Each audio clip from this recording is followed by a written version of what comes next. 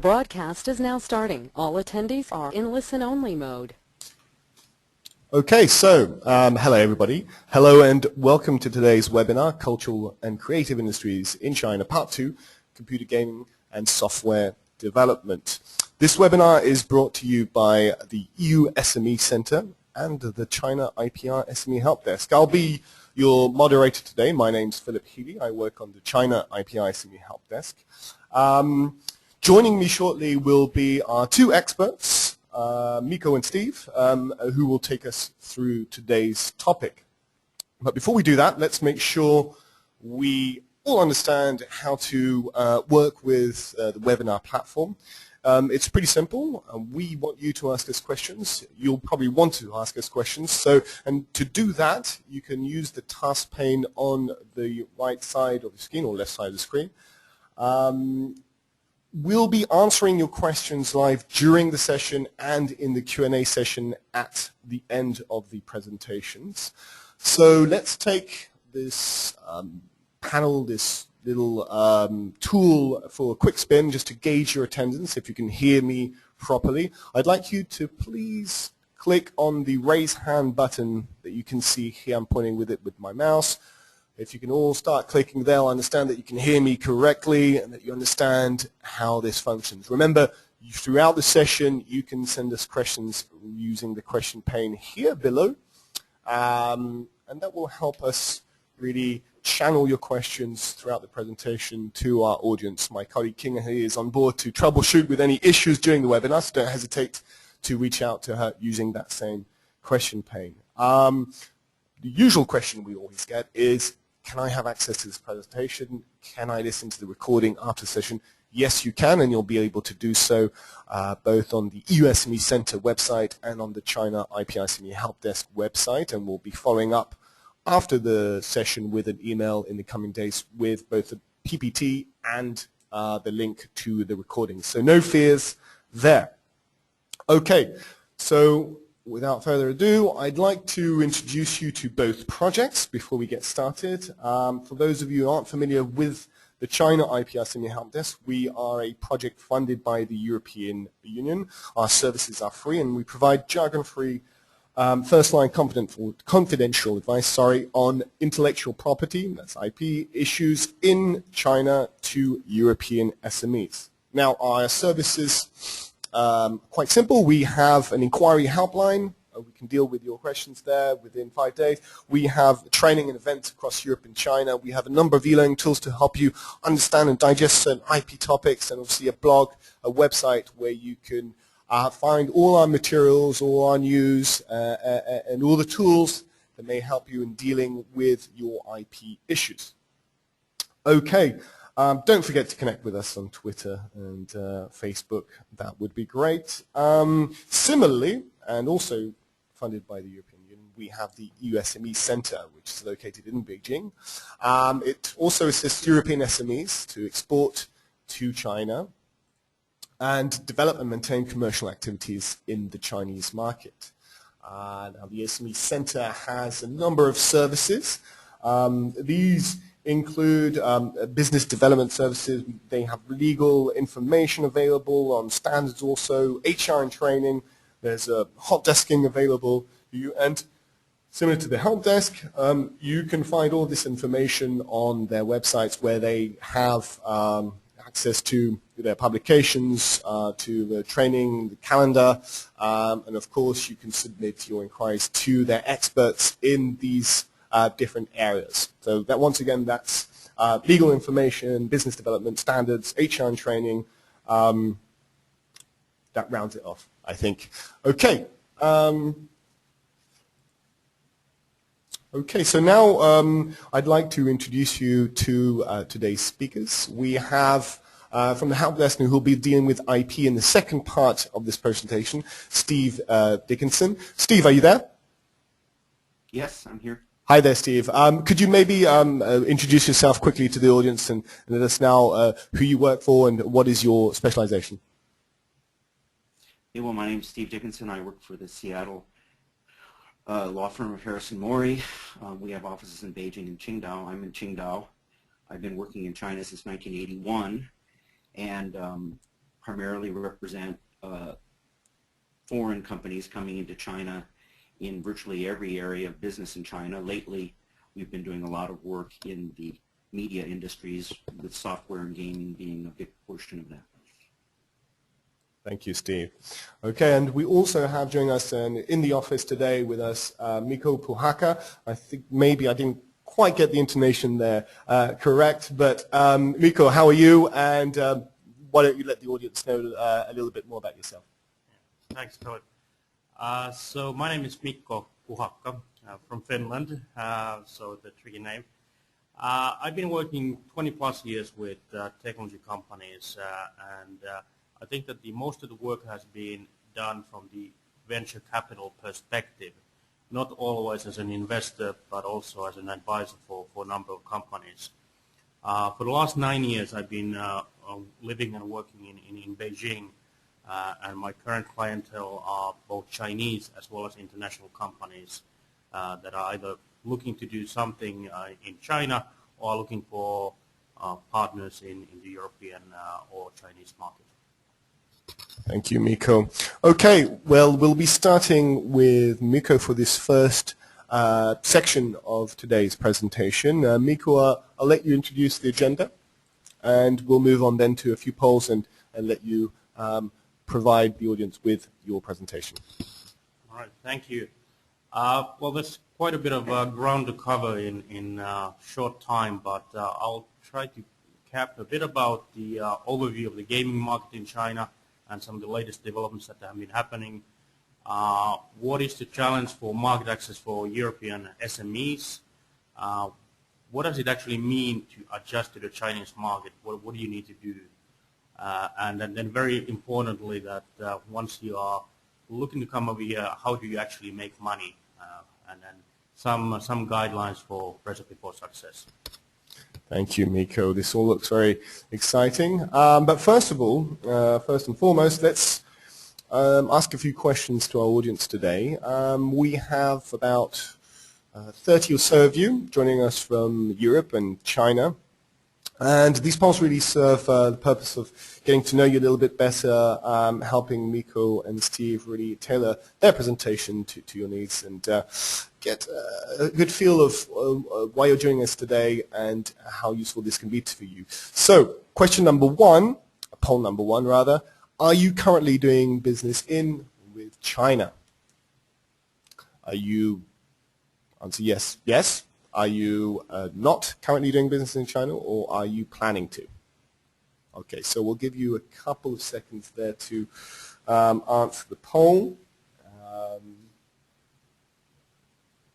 Okay, a couple more seconds. In the meantime, please do remember to send us your questions. You can do so using task pane on your screen. Okay, so looks like most of you have answered. So we have approximately 50%, well, we have 47% exactly who are currently doing business in China, 37% who aren't, and with 16% that are planning to. Okay, that's a fairly good spread. Very interesting. Let's move on to our second question. And which sector are you involved in? Is that A, mobile gaming? Is it B, computer gaming, video gaming, software development? Others, this is multiple answer options, so please feel free to tick the boxes that relate to you the most. Okay, once again, a couple of seconds to get you voting there. I think this is, again, pretty much an equal spread with quite a few of you, it seems, in mobile gaming. But also a majority of you also involved in other operations. I think it's a bit of a mix there. Okay, so in a nutshell, we have 35% of you in mobile gaming, 25% computer gaming, 25% in computer gaming, 20% software development, and 70% are involved in other activities as well. Okay, I think that gives us quite a diverse audience today. And I guess the floor is all yours, Mikko. Here you go. Thank you. Just to actually clarify first something about this chart, it's the numbers are in billions of RMB. So to get to euros, basically just divide by 10, and you get roughly there. So looking at the numbers, you can see that before, let's say, 2011, around 2009, 2010, there was basically nothing. And then things started to happen and take off. We're currently at 2013, where the growth has been, well, you can say it's been dramatic with the 370% growth. So revenues are growing at a very, very high speed, so the market is definitely there. The market will, for sure, continue to grow, even though it's going to slow down a bit in growth, but I think that the main message you should be looking at is that there will be more games, there will be more money, and there will be more players looking to share that pie in the future. So the market is here, you don't have to wait for that anymore. Now it's just a matter of finding the right way of entering the market and capturing a part of that. But I think that basically gives the message on the first slide. Now, the tricky part, how to come to China, it's kind of a paradox that there's a growing number of foreign games that are, so to say, winning the Chinese hearts. And I have to use, as a Finn, example from one of the most successful, if not the successful gaming company in the world today, Supercell, whose game Clash of Clans has become a huge hit in China in the way that it's being used, except that the company is not really making any money out of it yet. So companies are getting here through their products, but they're failing to monetize. And that's part of the dilemma. Some games are coming over here, overcoming the language barrier, overcoming the cultural barrier, even learning how to work with the native social network ecosystem, which is very different from what you are used to having in Europe or United States. And the monetization methods are not the same as you would find in Europe or US. I think that the thing to remember when you are thinking about China and thinking of the things that you've learned in the past about doing business in Europe or US is to maybe borrow a saying that my father used to say, never assume. Don't assume anything. Don't assume certain platform is going to be here working the same way as it does in Europe. Don't assume same monetization methods are going to be working over here. Don't assume that you can have same type of distribution partners. Don't assume anything. You have to start from scratch when you're looking at the Chinese market, even though at the end you might be finding similar ways of working, but just with companies that work in a similar fashion, but are actually different companies over here.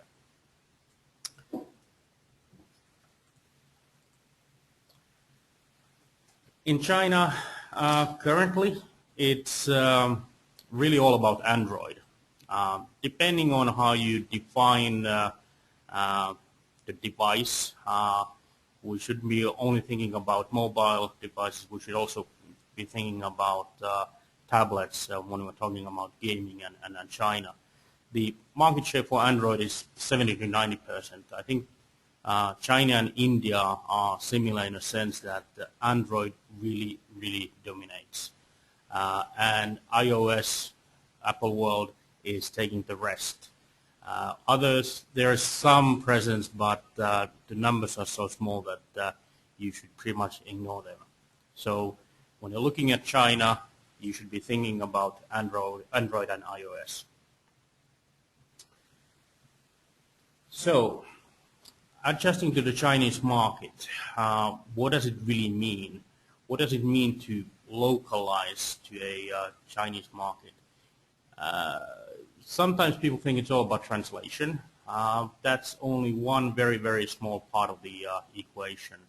Some of the companies that I've been working with that are distributing international games to the Chinese market saying that translation is the easy part. There might be some, and there typically are, some local cultural elements that need to be incorporated into the international games for them to really succeed in China. I think that there are exceptions, of course, when you're talking about these super successful international games, whether it's Clash of Clans or Angry Birds, also from Finland, by the way, then people want to follow the crowd, so there's not maybe as much localization needed, but for all the others, which is the majority of the companies, you need to understand that what really appeals to the local people, not only in first-tier cities like Beijing or Shanghai that are maybe more in tune with the international tastes and ways of looking at things, but also to the majority of the people that are located in second and third-tier cities that don't know the international trends and fashions and so forth as well. And then furthermore, which kind of relates to the very much to the monetization, is that you need to most likely revamp your business model somewhat or find new ways of doing business in China. That the way that you set it up in Europe or US just doesn't work over here the same way.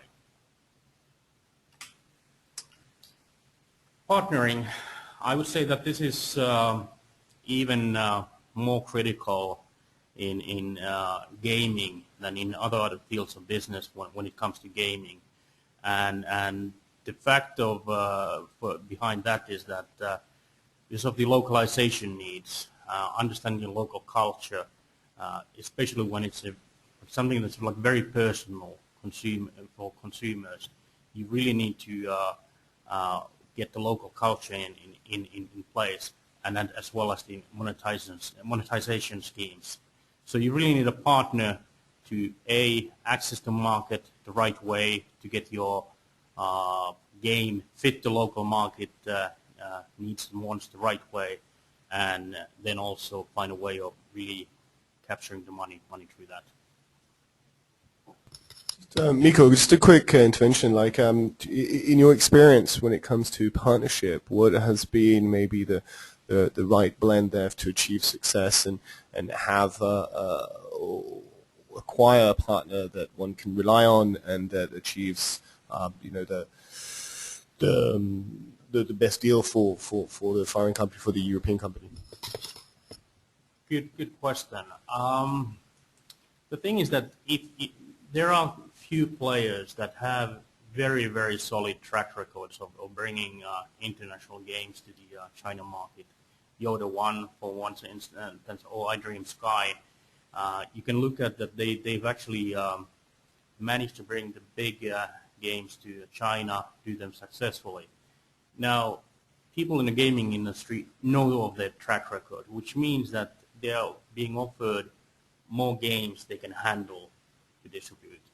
And for instance, I know Yoda One quite well. I know the founder, and they have an interesting model, which basically they take care of all the market risk for China.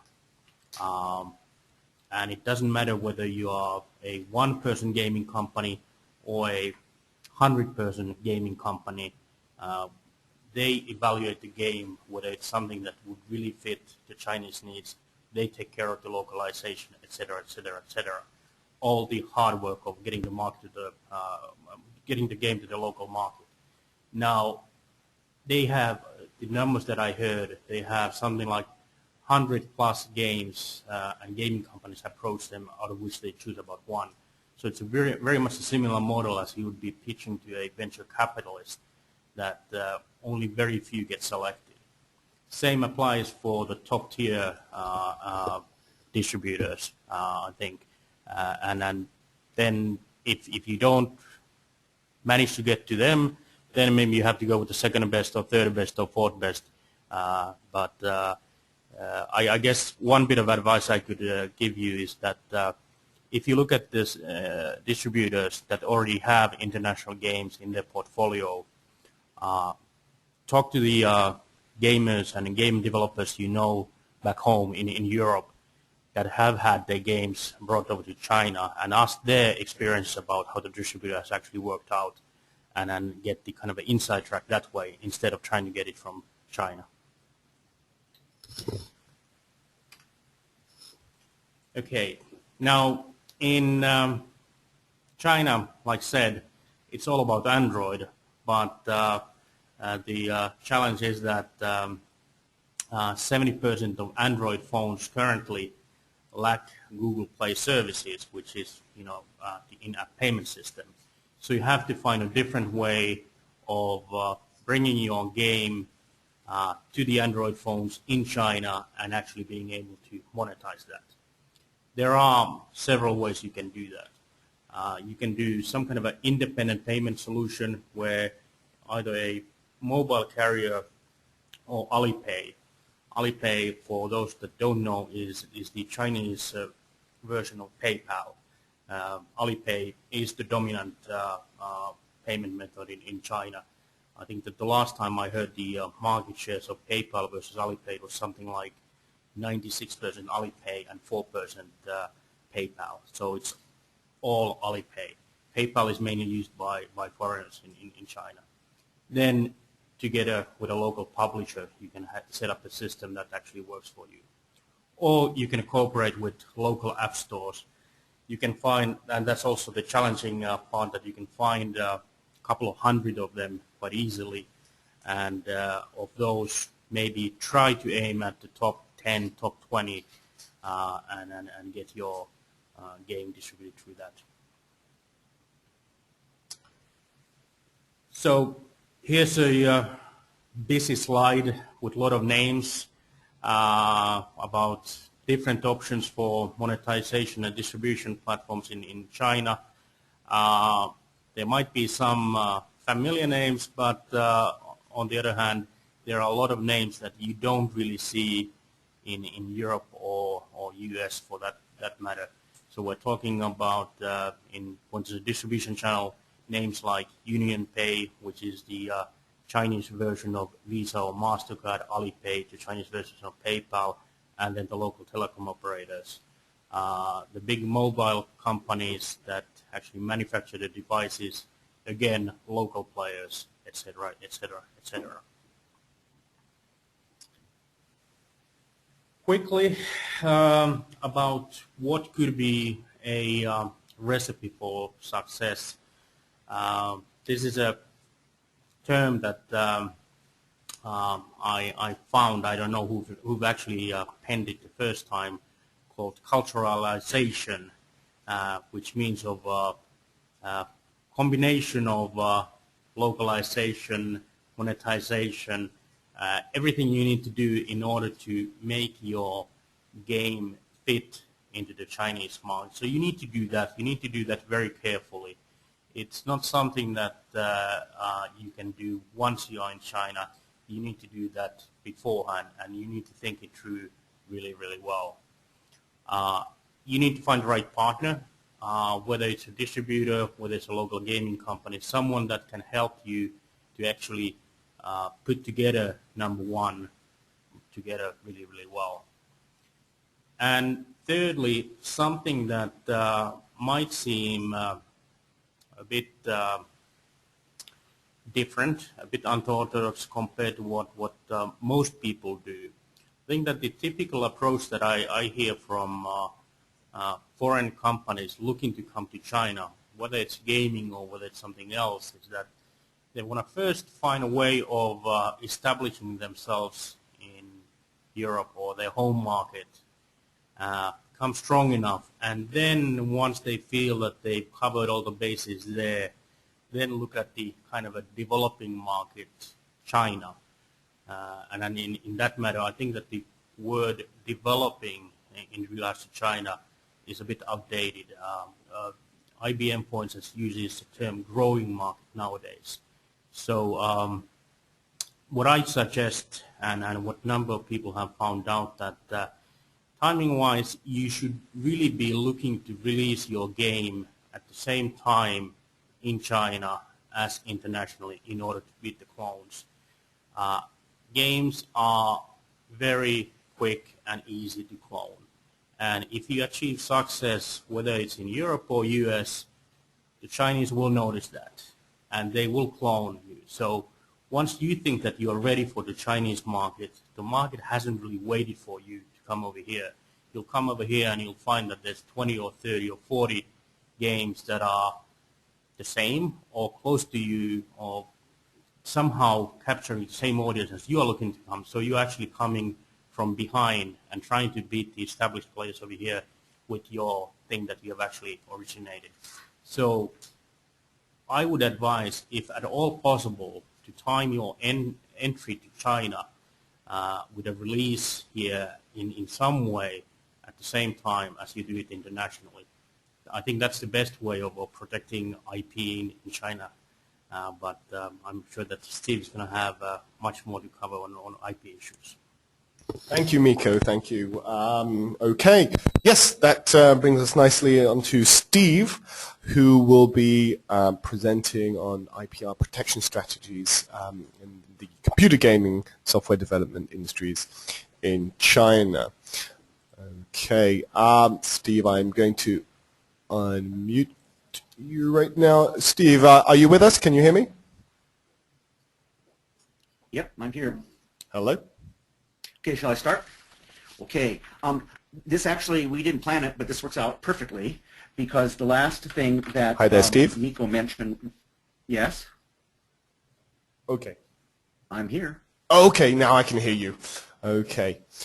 Okay, Steve. Well, I'll let you introduce today's agenda and jump in when it comes to the poll. So it's all yours.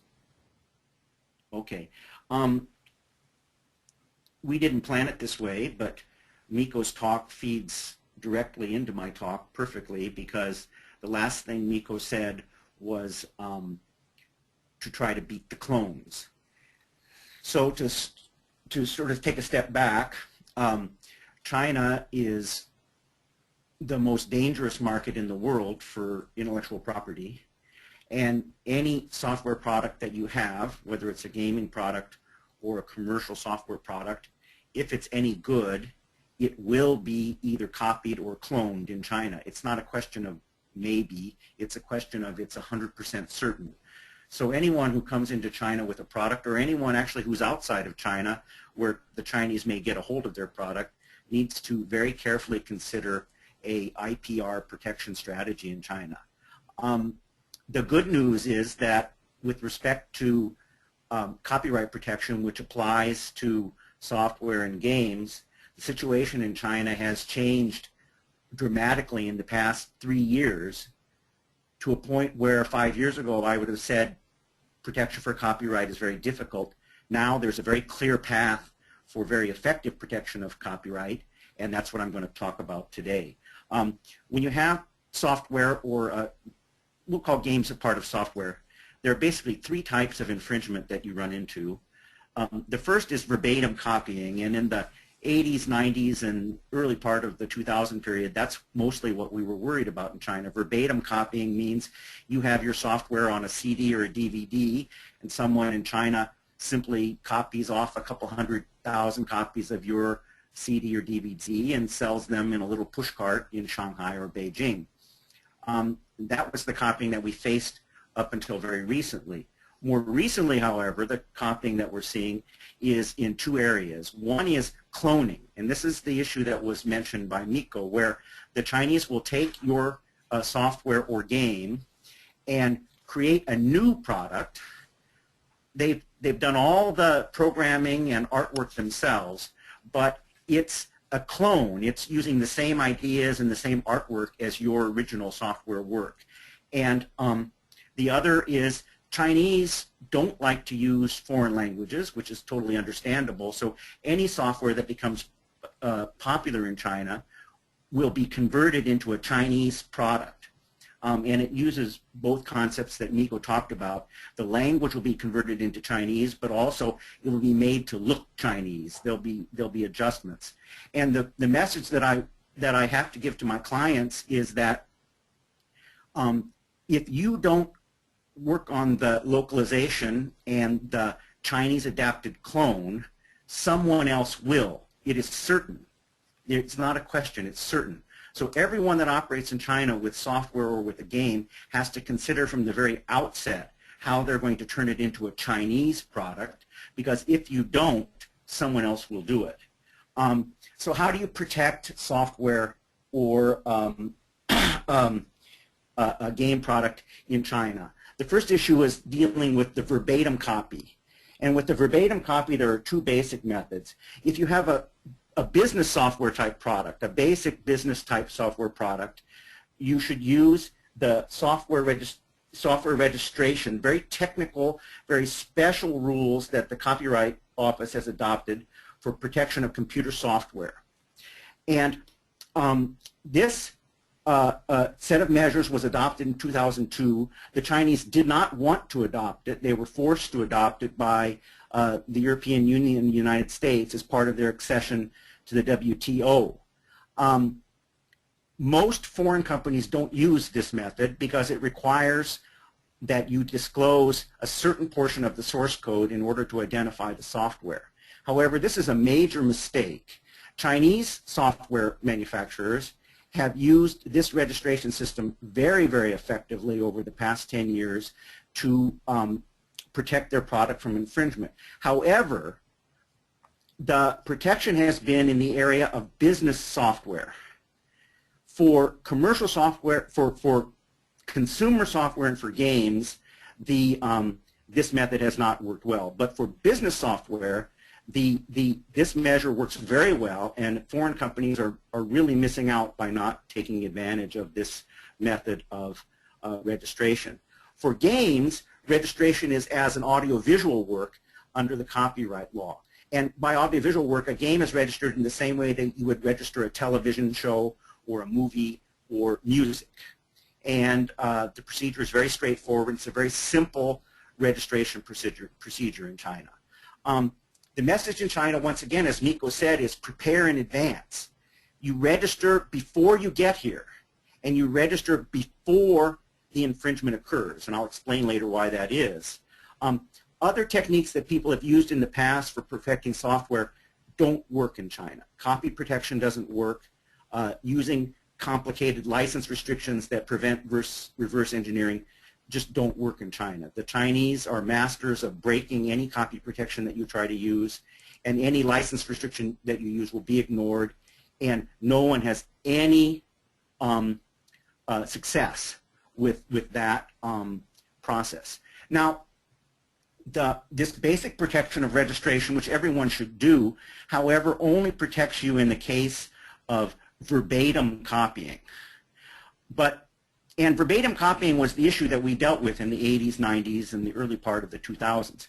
But recently, Chinese individuals and companies have become much more adept at programming on their own, and the issues that we have been dealing with recently have not been verbatim copying because Chinese public is not comfortable working with foreign language software. So the issues that we've been dealing with recently have been localization and cloning. So you're not dealing with exactly the same product. The technical term in the IPR world is we're dealing with derivative works. And what you must do in the case of preventing a clone is take a much more broad-based and extensive approach to protecting your product. And what do I mean by that? Well, if you're in a game, you need to register the artwork for all of your major characters in the game. You need to register the artwork for all of the key scenes in the game. And most games have certain special implements and tools like swords or helmets or magic boots. Register the artwork for those, because when a Chinese company clones your game, they'll adopt a new name for the character, but they'll copy directly all of the appearance of the character and all the appearance of the various implements, and they'll copy the maps and the scenes. So if you're going to protect yourself from a clone, you have to have independently filed for registered copyright in all those elements. Now, when you're doing commercial software, it's a similar process, but for different types of items. For commercial software, you want to copyright all of your icons. You want to copyright all of your menus. You want to copyright all of the various screens that appear in the product. And once you do that, then you have a basis for dealing with the party who has either localized without your permission or the party who has cloned your software. Now, the point on all this is the question of, Mikko said, the whole point of bringing a game or software to China is that you want to monetize. You want to earn some money. And the issue is, who's going to earn that money? Are you, the person who originated the product, going to earn the money?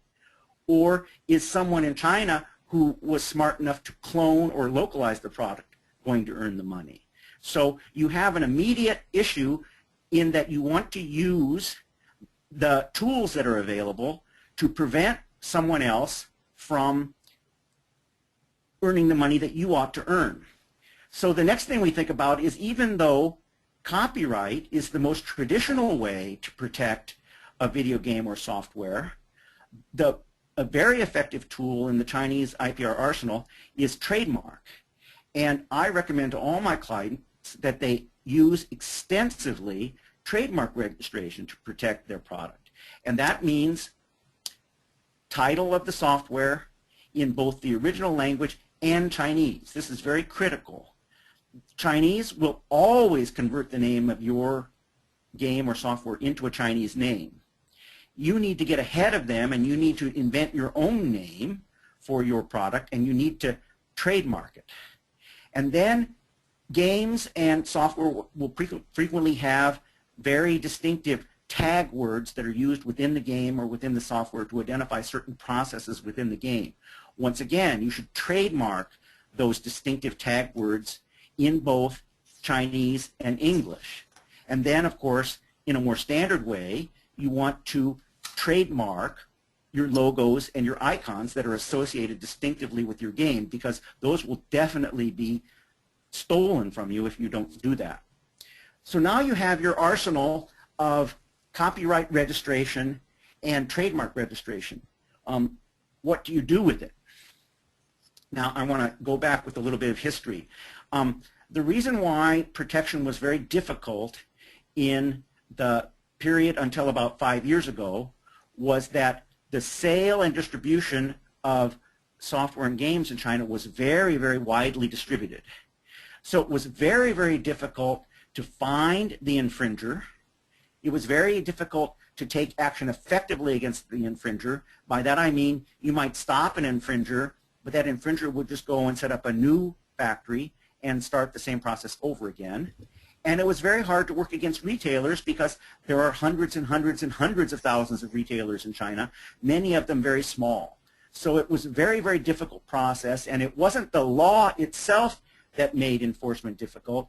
It was the nature of the Chinese market that made the enforcement difficult. But Mikko illustrated in his presentation why things have changed. In China now, software, both game software and business software, is distributed online. So this now extremely reduces the number of parties that we need to be concerned with in terms of the distribution process.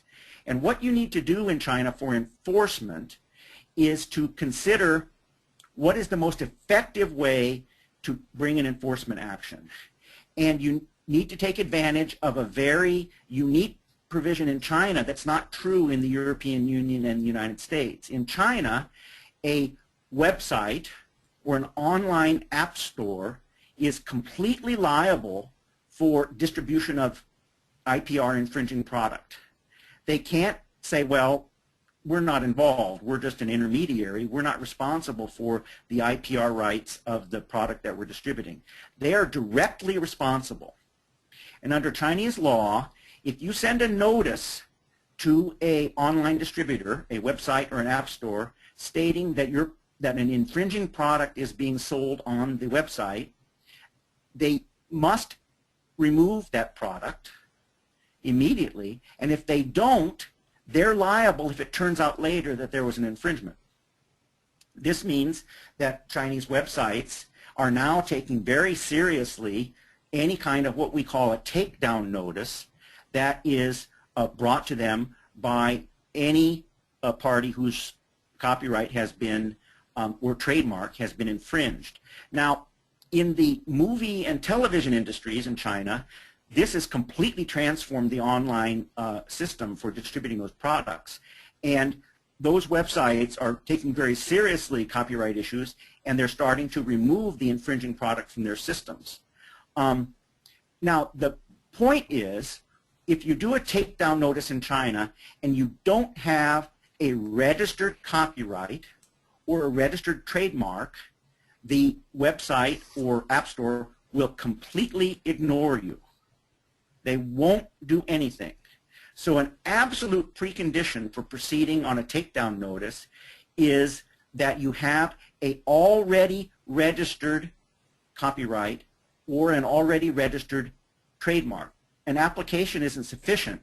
It needs to be registered. That's why I'm saying you need to do this in advance. You can't wait until you find the infringement. You must be prepared for the infringement. As I said, if your product is good, it will be infringed. Therefore, you must assume that you're going to be infringed, and you have to do these registrations in advance. But if you do it in advance, we have found that Chinese, the big sites, and what you're worried about are the big sites, will take you quite seriously, and if they don't take you down, then a lawsuit against them can be very lucrative because they're liable for all of the infringement, and these sites are quite lucrative, and they're a good defendant in a lawsuit.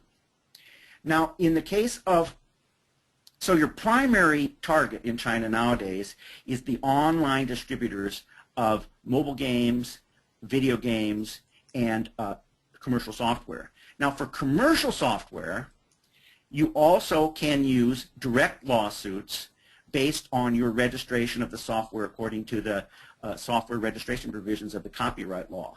And in the case of a commercial infringer, there actually is a good chance that you'll have very good success in the court, because in commercial software you tend to be dealing with a large company and there's usually only one, maybe two, that have infringed your product, and a lawsuit against the commercial infringer can be a very effective process in China.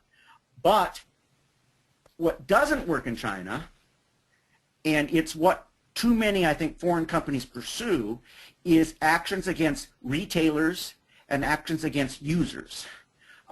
This has proved to be completely futile in China. Pursuing all the little retail stores that sell pirated product, pursuing the little guys and the little push carts all around China has been a failed system. It hasn't worked at all. And so anyone who's going to protect their product needs to focus on where it matters, and that's the big online distributors and the big infringers in the commercial software arena. So to finish up, we can say that the three common mistakes that foreigners make in China with respect to protecting their intellectual property, first is people will say, I don't need to register because copyright protection is automatic. China follows international rules, and it's true that you have copyright when you create your product. You don't need to register to obtain copyright. The problem is, to enforce your copyright in China, you have to register. In the United States and in Europe, people can bring an action based on what we on copyright without registration. But in China, everyone will ignore you. They'll just frankly laugh at you if you haven't done a registration. Another common mistake that I get all the time in the gaming area is people say, well, I'm not going to protect my software, my game, because enforcement is impossible. That was true 5 years ago, but it's no longer true, and therefore it's a mistake to take that approach.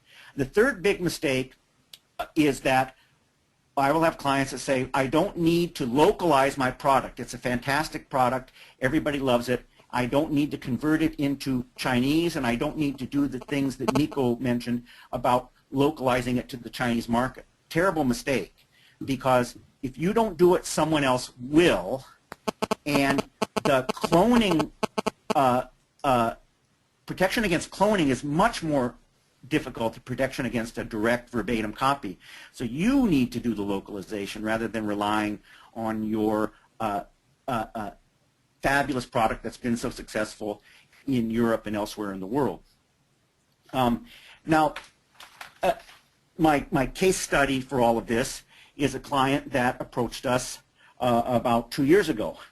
And this client was a very famous game developer, and their very famous game had been cloned in China, exactly what Miko said. They hadn't come to China yet, so the Chinese got on and cloned the product before they got here. The client found out about it by looking on all the numerous bulletin boards that talk about games, and they noticed that all the Chinese people who played the game said, wait a second, this is just a clone of the foreign game. However, I'm going to play the game because it's in Chinese. And I'm much more comfortable playing it in Chinese than in the foreign language. And so it became very successful in China and cut into their market. They came to us and asked me what to do. I said, well, what you need to do is you need to do the program that I just described. You need to immediately register the basic game, and then you need to register all of the artwork, all of the scenes, all of the folks, and you need to do the trademark on all your distinctive features. Now, in this case, the client refused, and they said, well, no, we're not going to do that. We're going to go to this game developer, and we're going to say, look, we have a copyright in the game. China recognizes that we have a copyright in the game, and you have to stop. And so they did that, and I'm embarrassed a little bit to say that I helped them do that. You know, as I wrote the letter to the Chinese party that was providing the game on a very popular Chinese online gaming site, and the result was the Chinese side just laughed at us and did nothing, as I predicted, and nothing happened. All that happened was eventually the game wasn't popular anymore after 2 years and just sort of faded away. So the takeaway point is that you can protect your game and your software in China. You must protect it because the Chinese will take it from you if you don't. And there's a very clear and almost mechanical process in China for going about protection, which makes China actually a good place to try to protect your product compared to some other markets in Asia. Thank you, Steve. That was very insightful, and it's generated quite a few questions, both relating to IP and other aspects in the sector, in particular in market entry strategies. We've got a few of these questions lined up for you both, and do both feel free to comment here. Maybe we can start off in this Q&A session with one particular question. I think this is maybe more directed towards Miko. And it refers to the partnerships in China, and particular partnerships with distributors. This question comes from Paul in the UK. And are there any specific characteristics that Chinese distributors of games are looking for? Thanks. Good question. I think that one thing that what I've seen is that a lot of Europeans, SMEs, think that what the Chinese distributors would be looking for is that there would be a huge market for games that are somehow dealing with edutainment, like combining gaming with education, teaching kids and so forth, since education is such a high priority for China and Chinese youngsters. Now, unfortunately, that's one of the areas where, even though I know that there are a number of really, really good games in Europe for that, is a very difficult area to address in China, as education is something that the Chinese kind of like to keep in their own hands. So in that way, I would say the traditional games of like, you know, shooting and blasting and then fun, that's the stuff that people are looking to really distribute over here. That's, I guess, in general, the main theme. So more fun than actually education is the quick answer. Thank you. Thank you, Mikko. I'd just like to remind everybody that you can still send your questions to the team here using the task pane, the webinar tool that should be on your screen. Okay, moving on, and still in the same vein, and this probably is more for Steve to answer. Obviously, Mikko mentioned the use of partners and choosing the right partner during his presentation, but the question here from Frederick and from a few others actually is, how can I protect my IP from being infringed by the local partner? Any tips there would be useful for Frederick? Steve? Yes, well, that's my major part of my career. And once again, China is much better now than it was just a few years ago. And the method is very straightforward, actually. You register the trademark in China, and the copyright. You register the copyright in the software in China in your name. And then you license that copyright to your Chinese partner, and put partner in quotes.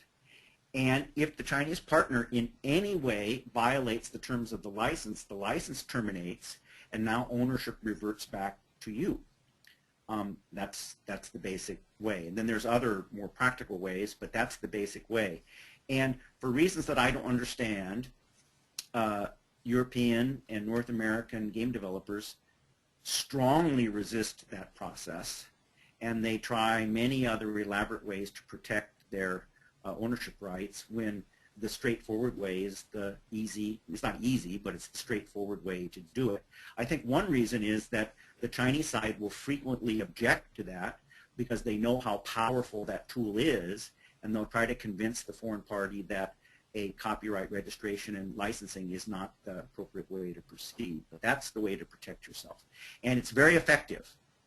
Once you have a license, the Chinese courts have been very good at enforcing those license agreements in China.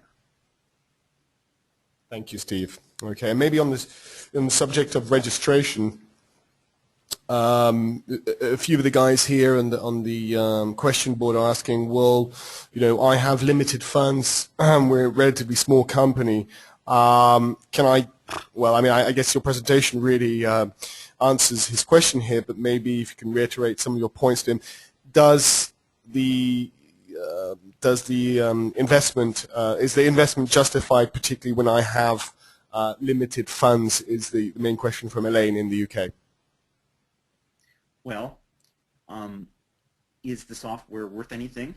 If it's worth something, yes, the investment's justified. And again, it's not a big investment. Registration of a copyright, if you use a typical lawyer, will cost less than $1,000. And if you can't afford $1,000 to protect your product, then it's not worth anything, and you don't need to go any further. Okay, thank you. The point, let me make it more point. If you don't protect it the way I've said, it will be stolen. It's 100% certain. So just stay home. Don't come. Because why go to all the trouble of coming to a large and difficult market like China just to have your product stolen? It makes no sense. Okay. Thank you, Steve.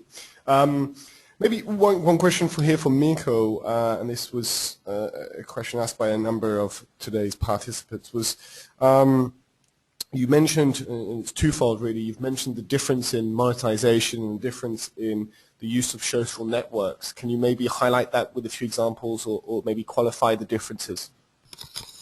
Well, quite simply is that anyone visiting or spending time in China will find out very quickly that things like Facebook, YouTube, Twitter, etc. are all blocked in China, so you can only access them through VPN, which kind of limits the number of people you can reach if you are relying those as your ways of communicating with the bigger audiences in China. On the other hand, social media is used somewhat differently in China. The local versions of Twitter or Weibos play much more prominent role in the Chinese social media scene. Also, there's a number of other kind of a mobile / online related ways of communicating that have become really accepted not only among like students or younger people, but you can find venture capitalists and even government officials that prefer, for instance, using WeChat or Weixin to communicate with one another rather than other ways of communicating, like picking up a phone. So there's a different culture over here as to how to use social media and then different platforms, and then you should identify which are more relevant to you in China to get the same results as you would do in the West. Thank you, Miko. Let me add Steve, go ahead. The social media in China, unlike the United States, from my experience, is a major platform for distributing games. And this is something that surprises a lot of people. When you're on QQ or Weixin or that, they're pushing games at you constantly. And my Chinese friends get most of their games just in that way. And so it is a primary, not just advertising, but distribution method for games in China.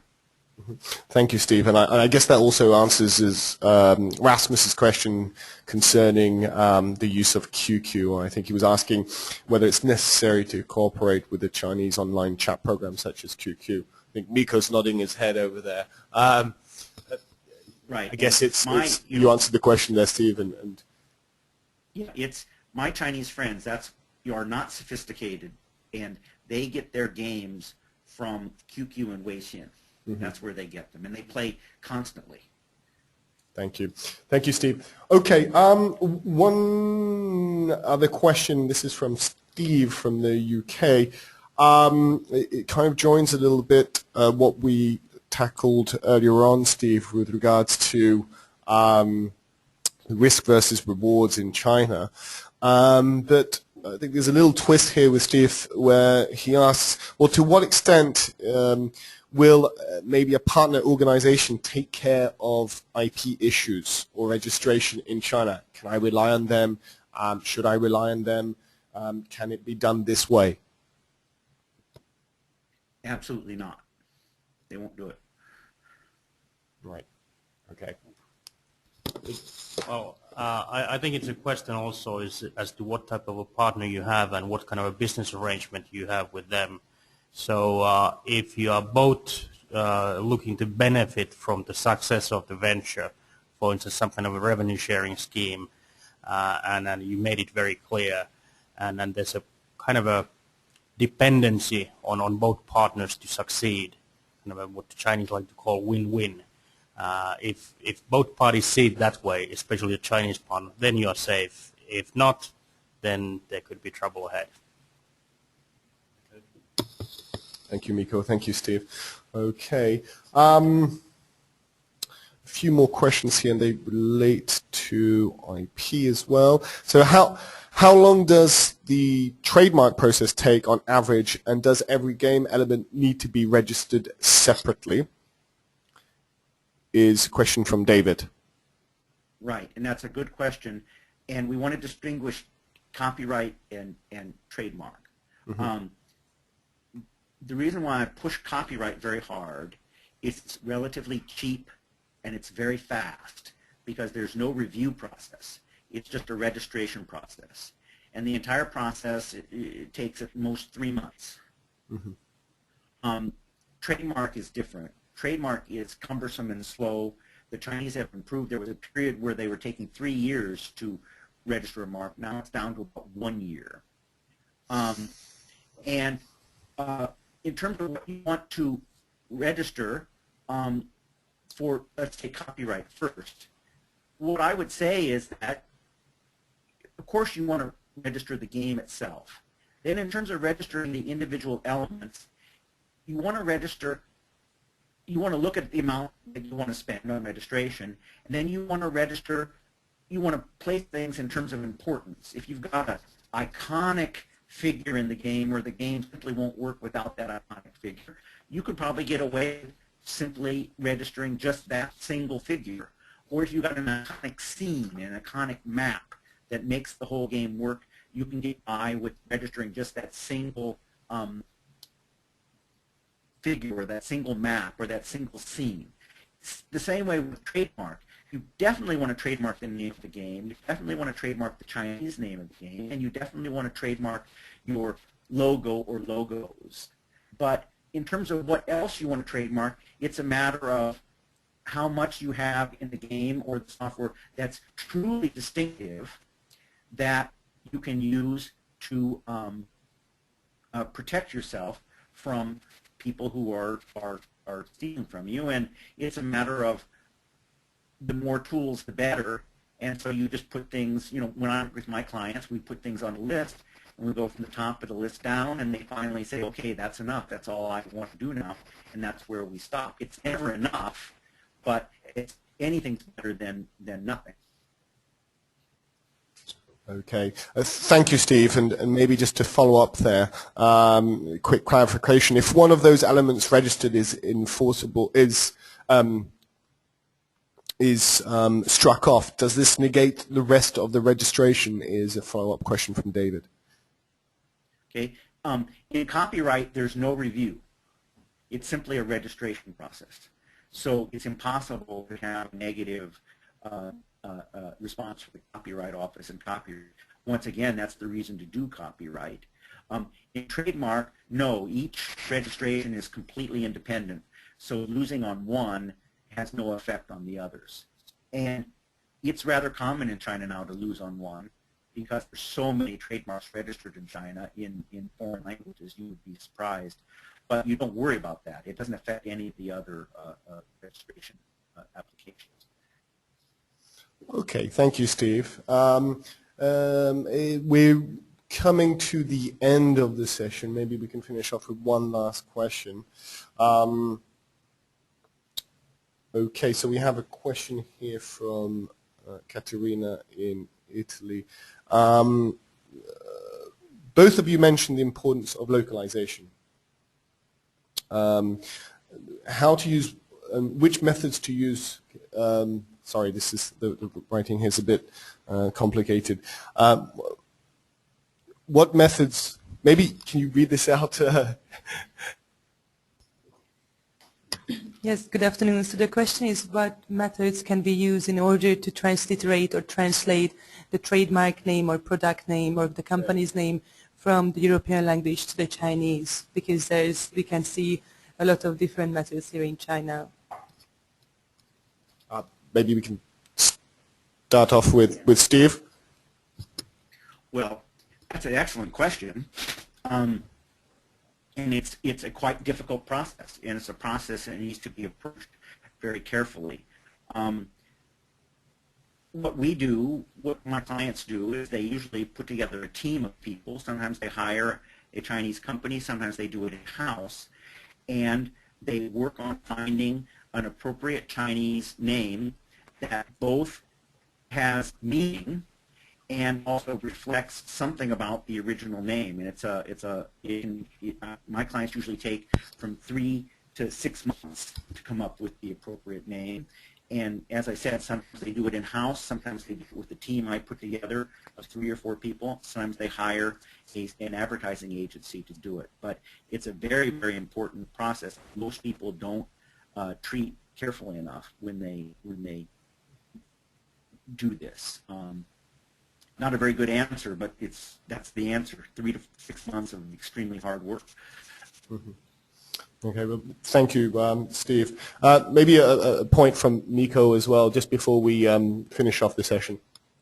Yeah, I'd just like to note that anyone looking to come to China, whether it's Beijing or elsewhere in China, but especially in Beijing and Shanghai, there are very strong Nordic and European gaming communities. So there's a number of people already active over here in developing games and involved in the gaming business in China. So if you come over, send an email to me or someone at the EU SME Centre. So a lot of the local people over here are very happy to help you out in the initial introductions and get you going. Don't be afraid. Thank you, Miko. And likewise, reaching out to lawyers to protect your IP is undoubtedly very important. You can also, for initial questions and for first-line advice, reach out to the help desk. You might also be interested in the help desk guide for the creative industries that's available on our website. I'd like to, maybe before we part, thank you all for attending today. I thank you all the attendees for your time and interest in the EU SME Centre and the China IPR SME Helpdesk. Thank you also to Miko and Steve for your presentations. I think this was really great presentations, very insightful, a lot of strong messages for our audience. You, the audience, well, of course, we encourage you to use our online resources at both the EU SME Centre and the China IPR SME Helpdesk. As I mentioned earlier on, this presentation will be made available for download in the coming days on both online portals. You can find the links here on the PPT and also in this next slide here with regards to the EU SME Centre. You'll find it in the various events section and downloads on both websites. We look forward to having you on board for future webinars. Obviously, the SME Centre and the help desk also has separate webinars where you can learn all about market entry in China, IP in China, standards in China, HR and training in China, etc. The details of our experts are available in this presentation, so please don't hesitate to reach out to them too. I think that's it from today. Thanks again, Steve and Miko. We look forward to having you on board in future webinars if the occasion comes about. That's really it from us today. All the best from Beijing. Bye-bye.